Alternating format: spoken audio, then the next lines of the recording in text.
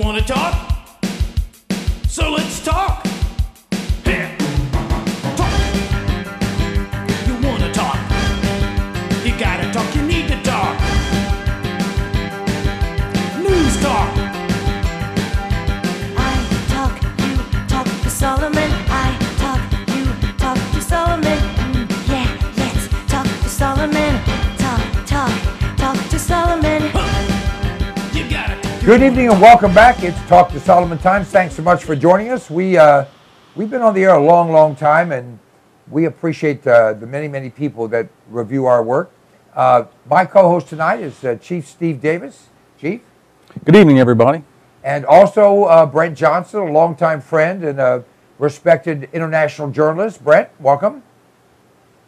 Thank you, Stan. It's always a pleasure to be here, and we always have such interesting conversations about issues that matter to all freedom-loving people everywhere. And joining us again, as he has before and will again, Ted Shoebat, who, along with his dad and others, have been working to shine the light of truth and the light of reality on what's happening with the Muslim, Arab, Egyptian, whatever world, and how it reacts and interacts with ours. Ted, how are you this evening? I'm very good, sir. It's good to be on. It's always a pleasure to have you with us. Ted, I really don't know where to start because, you know, a lot of us are focused now on North Korea with their threats of launching a nuclear weapon. And of course, North Korea is a weird country, and the guy running it is a frankly a freak. But Yeah. when you get extremist thought processes like his, like that of the Islamist,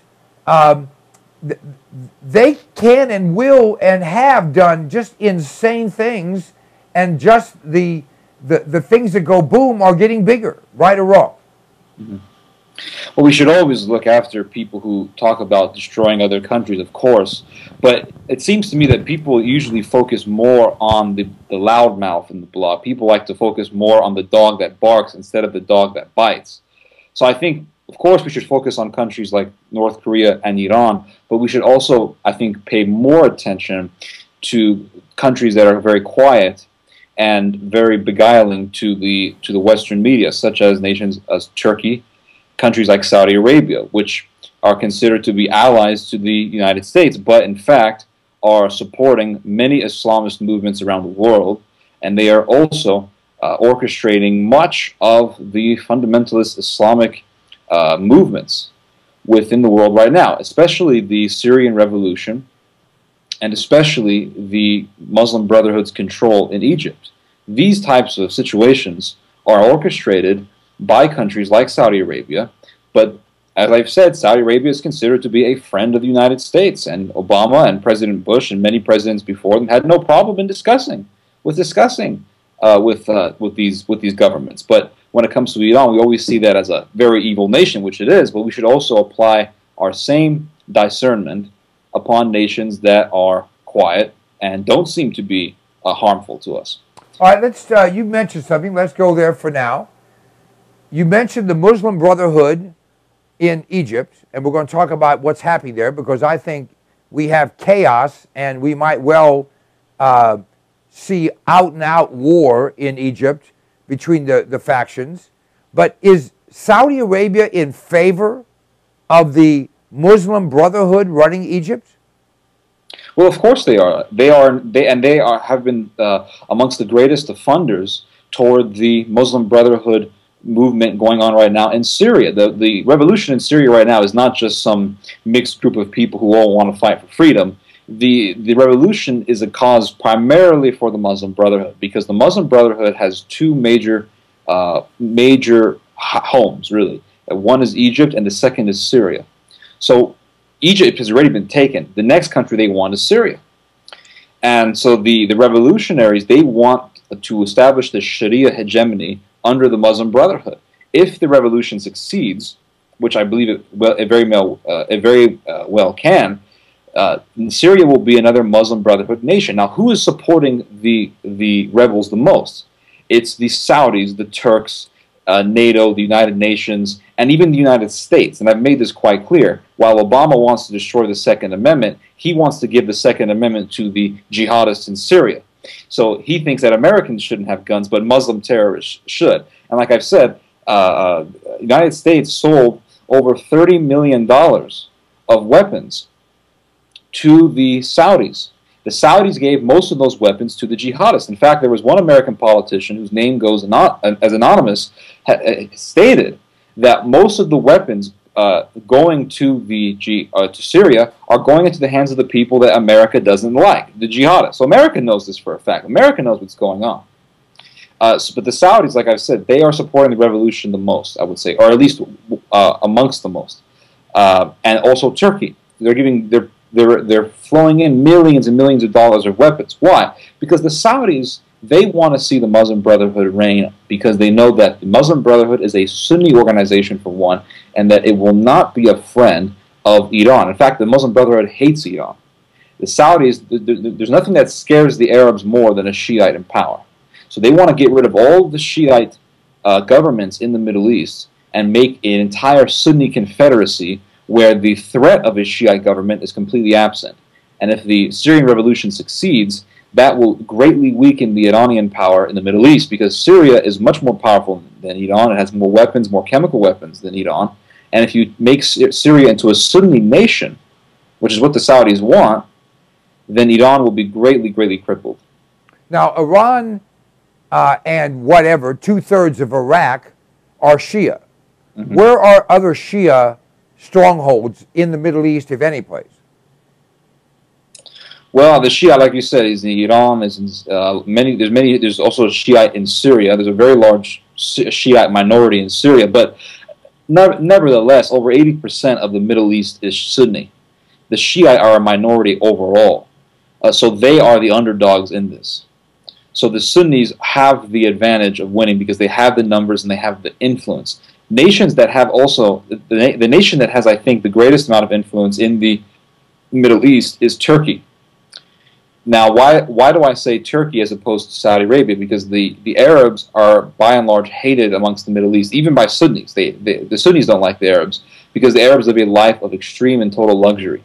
So they don't see them as fundamentalist Muslims, as zealous Muslims fighting for the cause. But the Turks don't have that appearance. The Turks are giving them what they want. The Turks want to see a militant form of Islam. The Turks don't live in the luxury as the Saudi royal family does. Now, here's another thing I also want to make clear. That last week, we're seeing the Sunni countries working together in very, very effective ways. For example, last week we saw Morsi pay a visit for the first time. It's a very historical moment. Pay a visit to the president of North Sudan, Omar al-Bashir, who is the Hitler of Africa. This man has massacred over 3 million Christians. But Morsi has allied with him. This is something that Mubarak never did, never would have done. But Morsi did it with full compliance, wholeheartedly. He met with Omar al-Bashir, and now Morsi is saying that pretty soon there's going to be a road built which will connect both North Sudan and Egypt. Now people say, well, this is just for commerce. No, it's not. This is a foreshadowing event, this road, which will help build this Sunni confederacy. Now why would Morsi want a road connecting Egypt to North Sudan? Why would he want a road connecting South Sudan as well? Because South Sudan is considered to be an enemy. It is a Christian nation. And there is nothing that South Sudan is so hated by the Islamists that they want nothing more than to see that country burned to the ground. They want to invade South Sudan. In fact, Omar al-Bashir has spoken numerous times on invading South Sudan, destroying Christianity, making it into a Muslim country, and forcing all the Christians to live under the dhimmitud, living under the Pact of Umar, in which a church cannot be higher than a mosque, a Christian can never ride a horse, he has to ride a mule, a Christian has to walk at all times on the side, near the gutter. He can never walk on a sidewalk. A Christian has to wear a distinct cross on his body to distinguish him as a Christian. Very, very similar to how the Nazis ruled in the Third Reich. This is the type of society that Morsi wants to establish. And this is why he is meeting with Omar al-Bashir. This is why you see the Saudis and the Turks giving tons of cash and tons of weapons to the Syrians, because they want to see Sunni Islam become the supreme sect. All right, Brent. Yeah, the Muslim Brotherhood is interesting in that the Muslim Brotherhood is kind of like a rabid dog. And there are always people who think that, well, we'll get these rabid dogs and then we'll control them. We'll keep them properly trained. But it doesn't work that way. There are very, very good sources of mine that have indicated that the global elite, the heads of the oil companies and such, want the Muslim Brotherhood not only to make its mark in Egypt and Syria and Lebanon, etc., but they want to actually go and they want to change the government in Saudi Arabia. And what Ted said is absolutely true. Saudi Arabia is supporting the Muslim Brotherhood. But what's going to happen if the globalists have their way, ultimately, is that the rabid dog is going to bite the hand that has fed it.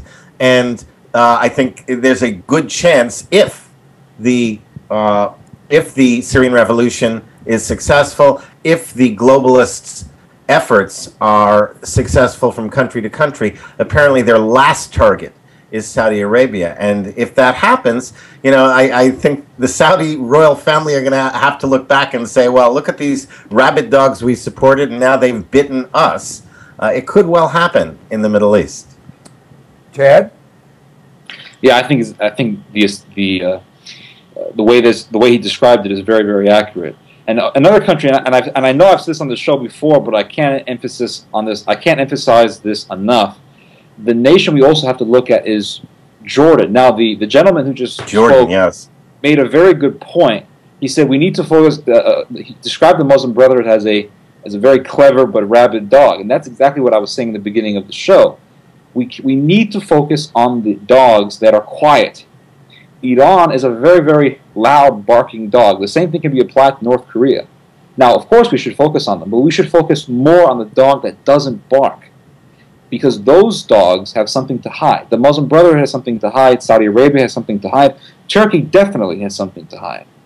And we need to analyze these countries more so than Iran and North Korea, because they have something that they're obscuring something, they're hiding something, and we need to find out what that is. And because whatever it is, they don't want us to know about, because it's dangerous. Now, Jordan is a country which has not been given the attention it deserves.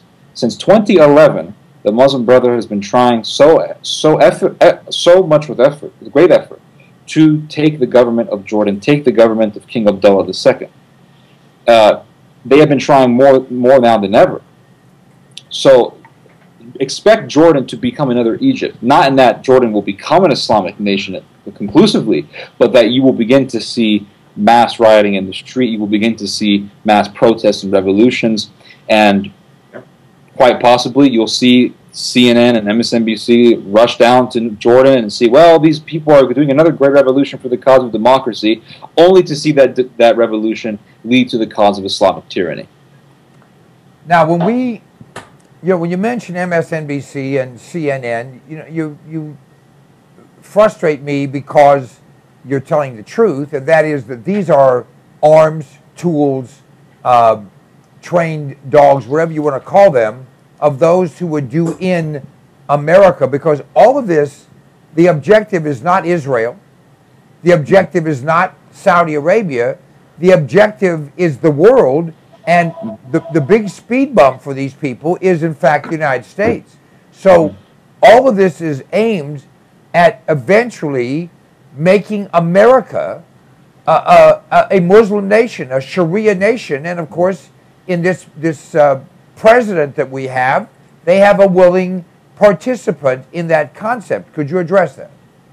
I wrote an article about this a number of years ago, saying that if Sharia is ever established in America in any sort of form, be it its fullest form or a form akin to Sharia, it will be established not by Muslims. It will be established by leftists. Because right now you have leftists talking about censoring certain types of speech that may offend certain people. Well, we all know what that means. Meaning, stop Christians from exposing the sinister and evil intentions of Islam. That's exactly what this is about.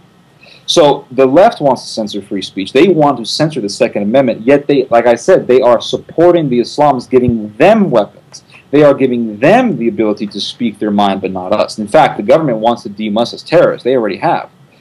So we're in a very dangerous predicament. Now, what is the cause of this? What is the cause of such leftist influence in America, or such, or what is the cause of the left given such liberty to support the people who would want to kill us? The answer is a weak and decaying church.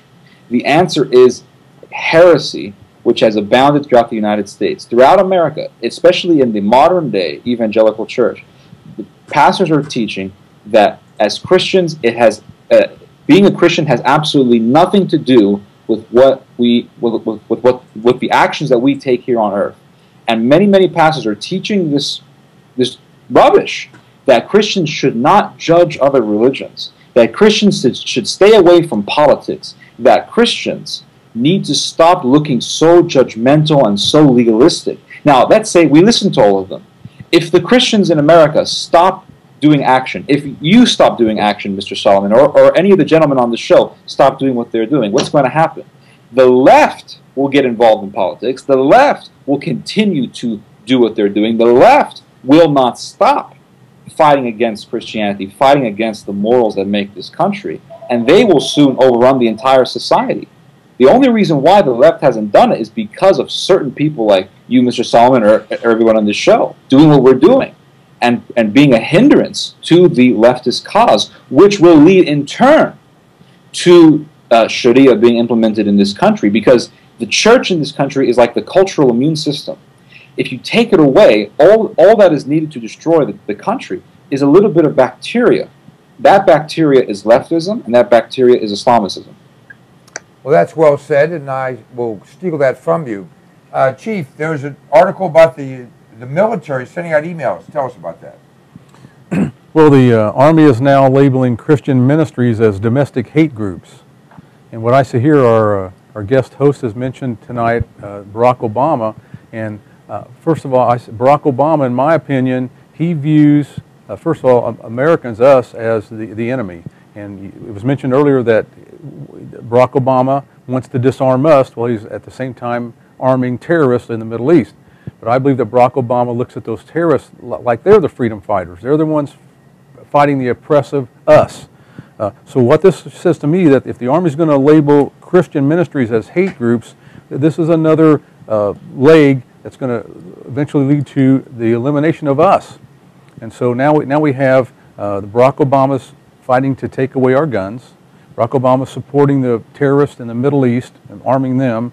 He's also replaced many of our good military leaders with leaders that will follow his orders, as unconstitutional as they may be, and now putting information in writing and out there that, just like NASA, for example, NASA's main mission is to promote Muslim whatevers and outreach and blah, blah, blah on every planet, including this one. And now we have our own military saying that Christian ministries are domestic hate groups. This is just another step towards what was just said, the elimination of the Christian stumbling block in Barack Obama and the left's plans to dominate the world. Brent? I think Steve said that very, very well, and I would have to agree with him. You know, the solution, as simple as it is not easy. The solution is, like Ted said, that you, Stan, Steve, me, and people like us need to continue to resist and need to continue to foment resistance. Resistance is not anti-government. Resistance is resistance to what's simply wrong. Resistance to lies, resistance to misrepresentation, resistance to slavery, you know, resistance to things that we should resist. And you know, speaking as a Christian, that in the Bible we are told to don the armor and be soldiers for God. Even Christ himself said he did not come to the world to make peace. He came to tell the truth, and the truth would set father against son, mother against daughter, and brother against brother, because there are people who are invested in never allowing the truth to see the light of day. That's what we need to continue to do, and it will only get harder. It will only get more difficult, and we need to have our resolve real clear so that we we just don't stop. Ted, before we run out of time, tell people how to get a hold of you and follow your work. Of course, you can go to Shoebat.com. You can also go to TedShoebat.com, and you can get the latest book called For God or For Tyranny. That is For God or For Tyranny. For God or For Tyranny? Yeah, For God or For Tyranny. Right. Now, that reminds me of one of Mark Levin's book, talking about the soft tyranny of liberalism, but it's becoming hard tyranny these days. All right, we just have a couple minutes left. Let me ask a couple questions. There was all kinds of talk, you among them, that said Assad can't last another week, another 2 weeks, another month. Well, it's all kind of quieted down. We don't see any headlines. We don't see any coverage. Right. We don't see anything. Why? What's happening? Well, I think that's a good question. I think this is my belief, is that the liberals in the beginning, you had Barbara Walters and a bunch of other cronies in the leftist media saying, well, look how great Obama is. He's really on the side of the revolutionaries, and the revolutionaries are on the side of freedom. Well, as time went on, it was quickly realized that the revolution was not a revolution for freedom, it was a revolution for tyranny, and they were cutting people's heads off in the street in mid-daylight.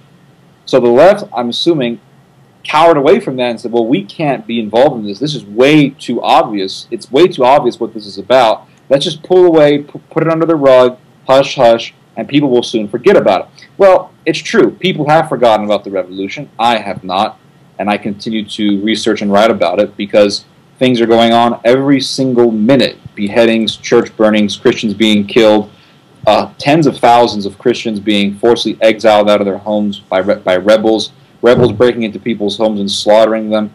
This is an Islamic takeover that is very similar and reminiscent to what took place in the Middle East in the 10th and 11th centuries, in which you had Arabs and Seljuk Turks take over Syria, take over Persia, take over Holy Land, and take Christians and kill them by the thousands, and take Christian boys and make them slaves.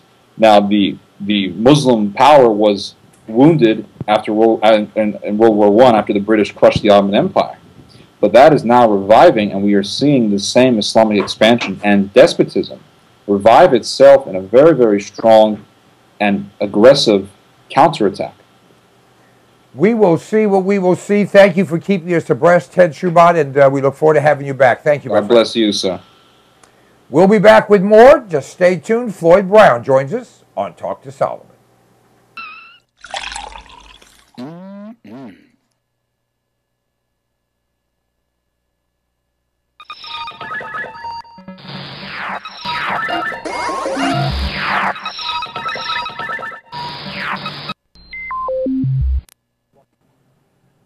Hey, my name is Stan Solomon, and you know if I have something to say, I'll say it. And I'll only tell you the truth because I'm a Republican, not a Democrat. Democrats always lie. Republicans only lie half the time. I don't lie at all. This is the Fuel Mule. It's an extraordinary product that was developed by a friend of mine, an engineer, and it increases the fuel mileage on your vehicle. If you have a combustion engine, this will increase your mileage by 10 to 20%. It bolts around your fuel line. You can install it yourself or have your mechanic do it. It is an extraordinary item, and it flat works. I've been using it for more than 10 years. It's increased my mileage on every vehicle I put it on, and by the way, it will last forever. You can get rid of your vehicle, just take it off and put it on the next one.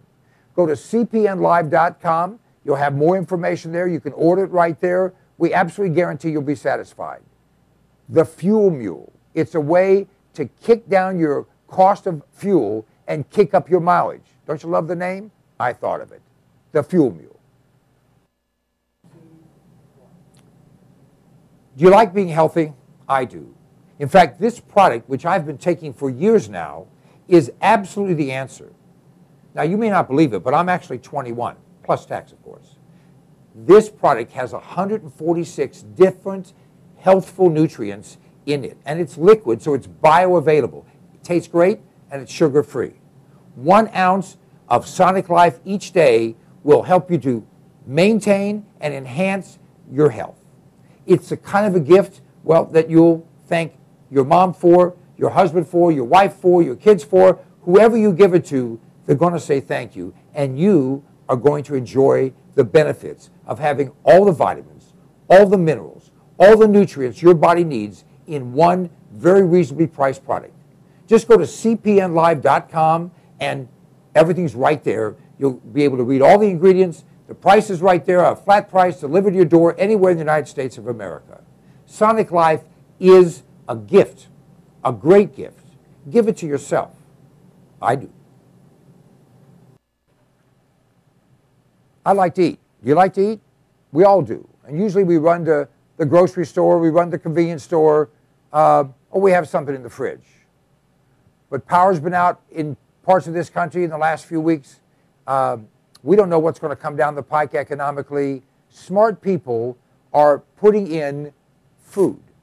Alpine Air Gourmet Reserves is a line of foods that you can put away that will last for a very long time. You know, they say eat what you store and store what you eat. This is great tasting stuff, healthy for you, a full line. You go to our website, cpnlive.com, and click on the button for Alpine Air Gourmet Reserves and see all the different things we have. This is good tasting food. It's reasonably priced. It will last. And it's worth its weight in gold if a problem arises. I know you don't think there's going to be anything that goes wrong. Actually, you do. This is smart. This is smart insurance. This is smart preparation. This is smart thinking. You have kids, you have a spouse, you have parents, you have dependents, you have an appetite. All those things can be addressed by a frugal but smart investment in Alpine Air Gourmet Reserves. Try them out. You will be tickled to death with the taste of them. You know what? In many cases, people start to eat this and they think, heck, this tastes better and costs less than what you're going to the grocery store to buy. cpnlive.com, check it out. Let me ask you a question. Do you like being sick? I have in my hand an incredible product. It's called TR10 Supercolloidal Silver. TR10 stands for a trace to the negative 10th power. The particles in this silver product are 6 to 8 angstroms, 6 to 8 10 billionths of a meter. Now listen to me. Silver has been the magic bullet for all of human existence. The Egyptians used silver instruments. We use silverware. They put silver in your teeth because nothing can grow on silver. Silver will kill anything but liberalism. I'm working on that. This product, you go to cpnlive.com, buy 1 quart of this product. It will last you for a very long time. Anytime you feel like you've been exposed to something bad, take some of this product, spray it in your mouth, or take a little bit and gargle it, swallow it. It will kill any pathogen. The average antibiotic kills 10 to 20 different pathogens. This product will kill 700 plus. Do yourself a favor, do your family a favor, do your doctor a favor. He's tired of seeing you. Get Supercolloidal Silver. Go to cpnlive.com, order the product. It's $29.95 plus shipping. I think it's $39.95 delivered any place in America right to your door. It's worth 10 times that. Check it out. If you're not 100% happy, just return it and we'll give you your money back.